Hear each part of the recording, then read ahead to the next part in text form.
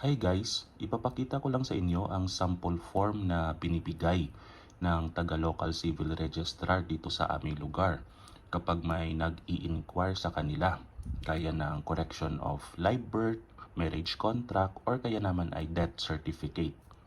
Take note po, hindi po ito yung petition itself, parang request form lang po ito pag magpapa-assess or mag-i-inquire sa kanila ng concern ninyo. So dito sa front page, dito pinapa-fill out kung ano yung purpose ng transaction ninyo sa local civil registrar.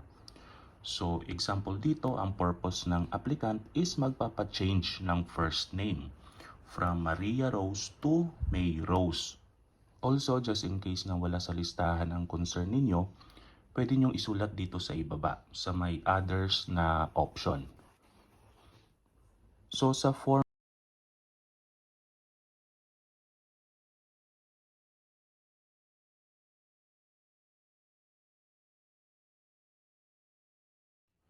So sa case ng applicant na ito, yung assessment sa kanya is nasa around 5,000 yung babayaran at nasa around 6 months to 1 year ang aabutin ng correction.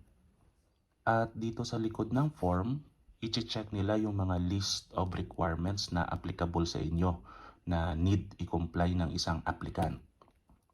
Then, hindi ko lang din sure if ganito rin ang sample form na ibibigay sa inyong lugar. Pero more or less, hindi naman siguro halos magkakalayo. At least, magkaroon lang kayo ng idea kung ano-ano yung pwedeng ipakorek sa opisina nila.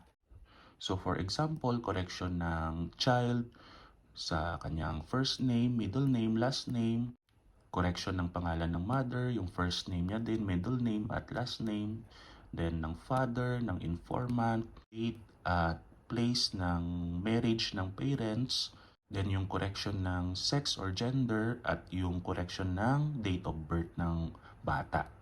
At kapag wala sa listahan na ito, pwede nyong ilagay dito sa others ang ibang concern ninyo. So huwag po kayong mahihiyang mag-inquire at magpa-assess sa local civil registrar kapag may mga mali sa inyong birth certificate, marriage contract, or death certificate. Ipagdasal nyo na lang po na sana nasa good mood ang mga empleyado na pagtatanungan at maraming pasensya na baon para mag-explain ng mga proseso at requirements na dapat i-comply. At hanggang dito na lang po ulit ang ating discussion. Maraming salamat po sa pakikinig. Hanggang sa muli.